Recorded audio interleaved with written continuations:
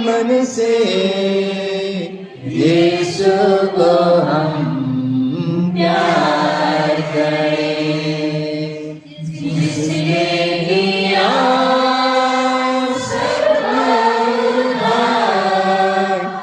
मसीह को हम प्यार करें, सारे दिल से सारे मन से यीशु को हम प्यार करें, जिसने दिया सबका उद्धार मसीह को हम प्यार करें, यीशु दिया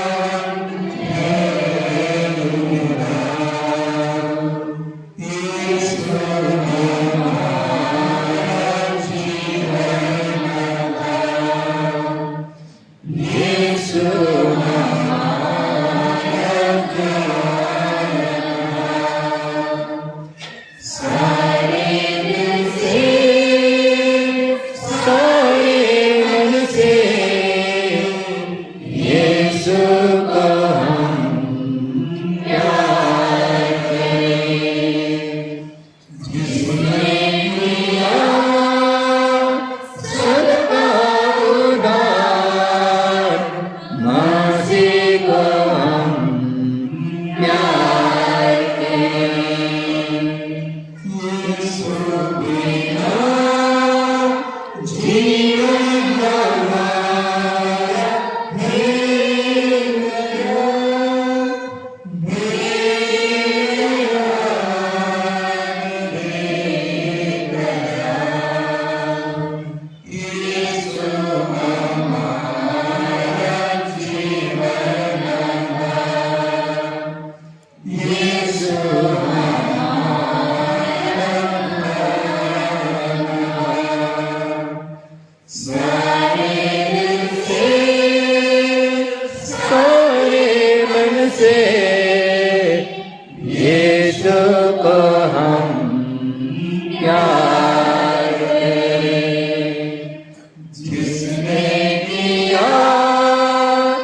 सबका उद्धार मसीह का हम प्यार करें, यीशु दिया दिल रखो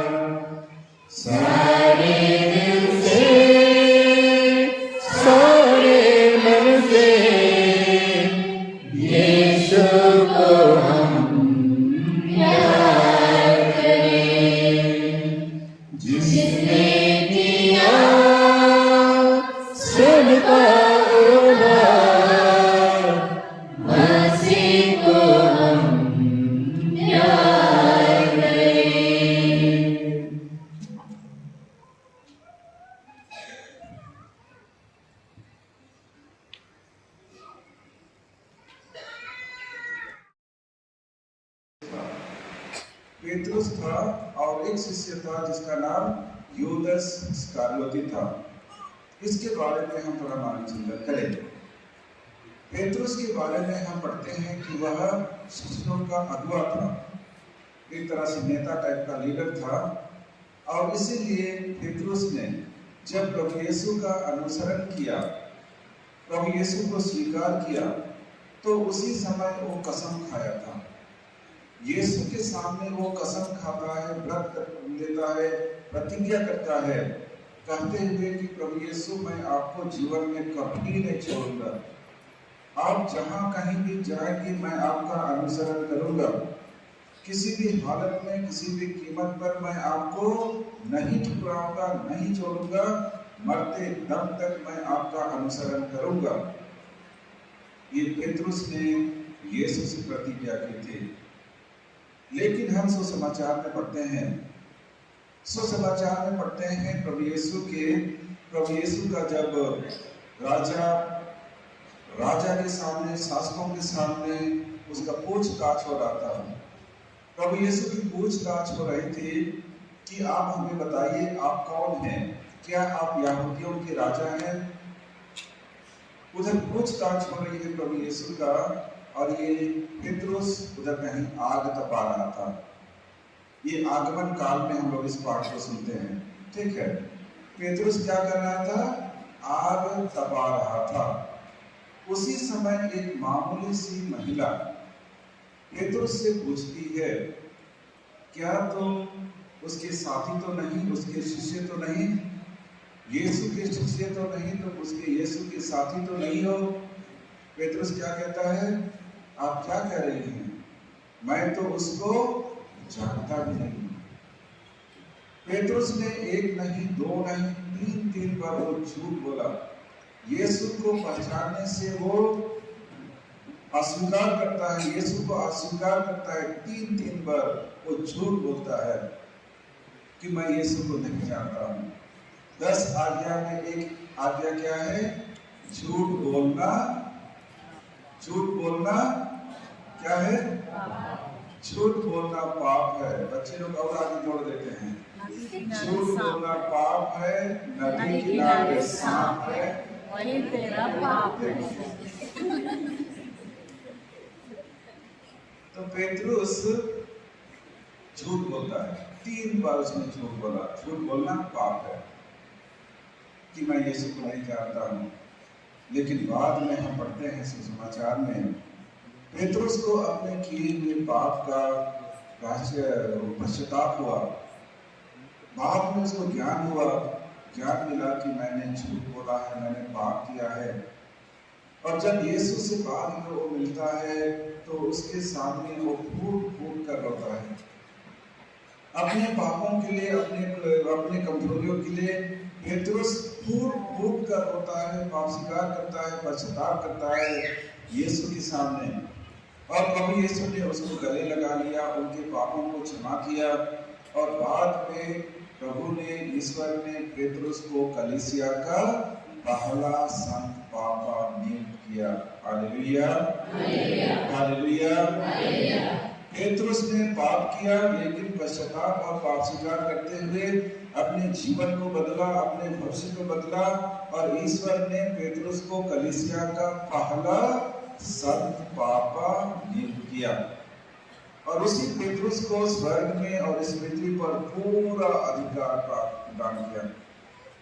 ईश्वर ने पेट्रुस को सारा अधिकार दिया, यह कहते हुए कि इस पृथ्वी पर तुम जिसके लिए द्वार बंद करोगे उसका दरवाजा बंद हो जाएगा, और स्वर्ग में जिसके लिए तुम द्वार खोलोगे उसके लिए द्वार खुल जाएगा।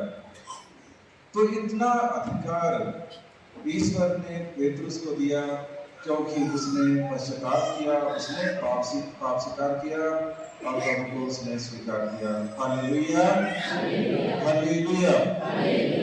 लेकिन ठीक इसके विपरीत अब यूदस के साथ क्या हुआ देखिए। यूदस भी 12 शिष्यों में से एक था। यूदस ने भी पाप किया। कौन सा पाप किया?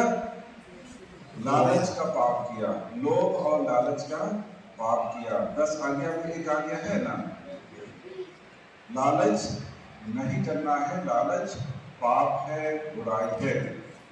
तो यूदस वो लोभ और लालच में चांदी के 30 सिक्कों के लिए अपने गुरु, अपने प्रभु को, यीशु को दुश्मनों के हवाले को बेच दिया। कितना में? चांदी के 30 सिक्कों के लिए उसने यीशु को बैरियों के हवाले कर दिया, बैरियों के हाथ में बेच डाला। यूदस ने भी पाप किया, लेकिन यूदस के साथ क्या हुआ, उसका भविष्य के साथ क्या हुआ? हम पढ़ते हैं कि यूदस अपने किए हुए पाप और अपराध के लिए वो पश्चाताप नहीं करता है, वो पाप स्वीकार नहीं करता है। उसको थोड़ी सी ग्लानि हुई, उसको थोड़ा सा खराब लगा कि मैंने ऐसा किया वैसा किया, लेकिन उसने पाप स्वीकार नहीं किया, पश्चाताप नहीं किया। और इसीलिए यूदस अपने में घूमता रहा, अपने में घूमता रहा उस पाप के लिए, अपराध के लिए। और कहा जाता है कि यूदस कहीं एकांत में जाकर किसी घर में वो जाकर फांसी लगा लेता है। यूदस फांसी लगा लेता है। Hallelujah, hallelujah. तो एक तरफ पेट्रुस पश्चाताप और पाप स्वीकार के द्वारा अपने जीवन को बदल डाला, अपने भविष्य को बदल डाला, उन्हें बहुत सारी आशीष और कृपाएं मिलती है। लेकिन यूदस वो ना पश्चाताप करता है, वो ना पाप स्वीकार करता है, और इसीलिए उसका विनाश हो जाता है। बहुत ही वेदनाक रूप से उसका विनाश होता है, उसका पतन होता है। Hallelujah, hallelujah.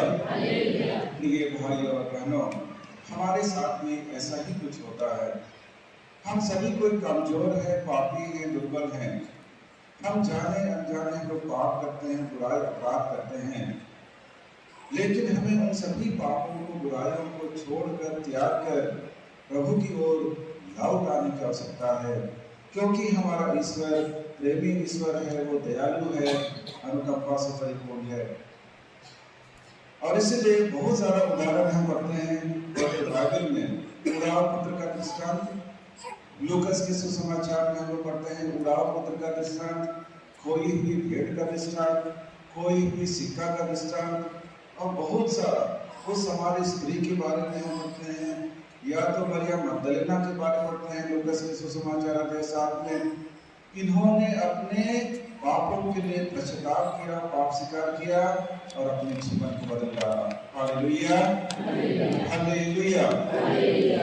तो मैं कह रहा था कि लूकस के सुसमाचार अध्याय 7 में हम लोग पढ़ते हैं उस महिला के बारे में जिसका नाम मरियम मगदलेना था। लूकस के सुसमाचार अध्याय 7 में हम पढ़ते हैं।